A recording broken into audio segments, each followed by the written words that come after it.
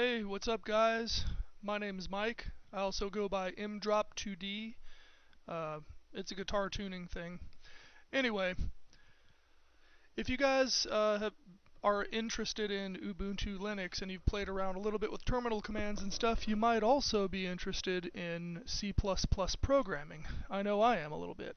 So what I'm going to do is show you how to first install the GNU C++ compiler. And it's as simple as typing in these commands. I'll just leave this up here so that you guys can, just copy them or whatever. But once you type all these things in there into your terminal, press enter and whatnot, it'll install the GNU compiler. So now, assuming you've already done that, which I already have, then what you're going to want to do is, first let me go into my cdc cpp, my cpp directory. Make sure there's nothing there. Yeah, okay. So anyway, what you're going to want to do once you're in whatever folder of choice you want to contain your programs in, is you're going to type the word nano, and that's the nano is the terminal's text editor. It's a lot. I like it better than VI and some of the other ones. What was it, Emacs, and some of those older ones they're nice to know if you're on older systems and you don't have Nano or something, but if you have Nano, just use it. Some people prefer the graphical, gedit or whatever, but I like Nano. So anyway, moving right along, I'm going to say nano test.cpp. Now what'd that do? That opened up Nano with a file called test.cpp. It's a C++ file. That's how Nano knows it's a C++ file, is the extension. And the first thing I'm going to type here is # include angle bracket IO stream. Whoops, spell it right. There we go. Notice how it changes color because it's like a keyword, Nano recognizes. Okay, and then you got to type using namespace std and a semicolon after that. Don't worry so much about why you're typing these things. Just follow along. Just type them, and we'll make sure your program's running. Okay, so your next step's going to be int main with a couple of parentheses there. Space down a couple of times and put a curly bracket there, or a curly brace, whatever you want to call it. And I'll just space down a couple times for clarity again. And I'm going to type the word cout. I know it looks like sout, but most people say cout because it's like output. Then a quote, and I'm going to do a couple of \ins, \in, and a couple of spaces here. The reason for that is these \ins are carriage returns. It's like pressing enter, so you'll see what I mean once we run the program.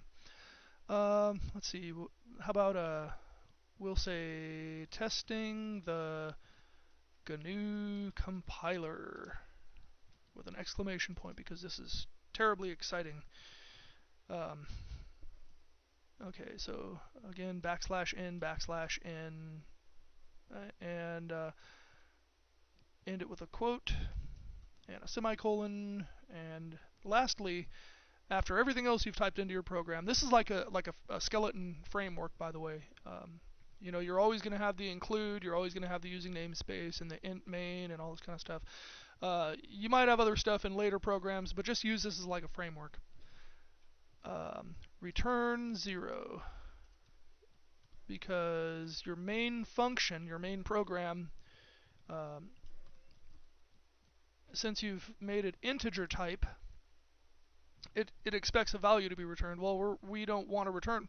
You have to say return something, so we're just going to say return 0 because we're not actually returning a value. We're just spitting this stuff out to the screen here. Hopefully that makes sense. It might not, but don't worry. Everything makes sense over time. So lastly, right down here where it has this little $X, that caret means hold down the control button. So that's what we're going to do. We're going to hold down control, press the X, and it changes to this: save modified buffer answering no will destroy all changes. Oh my god, well we better say Y for yes. We don't want to destroy all our changes, do we? Of course not. So we're going to say Y. And I didn't even press enter or anything, I just pressed the letter Y and it worked. It just switched to this screen. Now it says file name to write, test.cpp. And yes, so we'll press enter. That is the file name we want to write.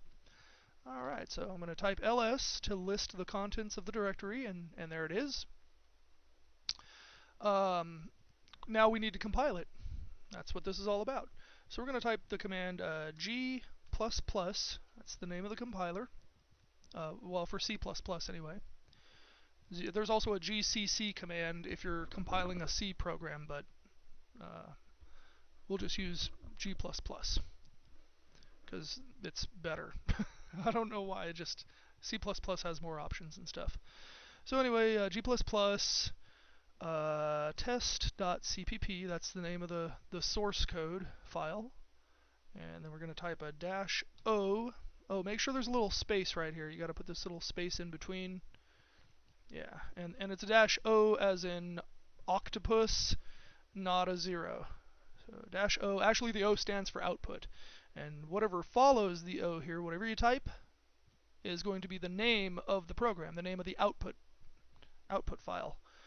So let's call it, how about test? Makes sense, right? Okay, so it didn't do anything when I pressed enter. Well, that's good news. That means it didn't have any errors. If you typed anything wrong in the program, it'll say, oh, error, it'll give you, spit out all kinds of error messages, basically. I don't know, it'll say,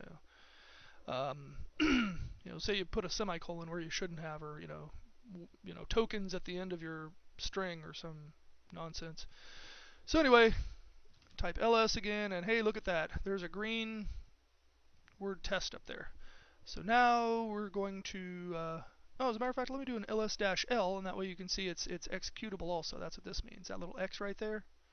Notice this one here is not executable. There's just a dash. That's your source code file there, and this is your running program. It's executable.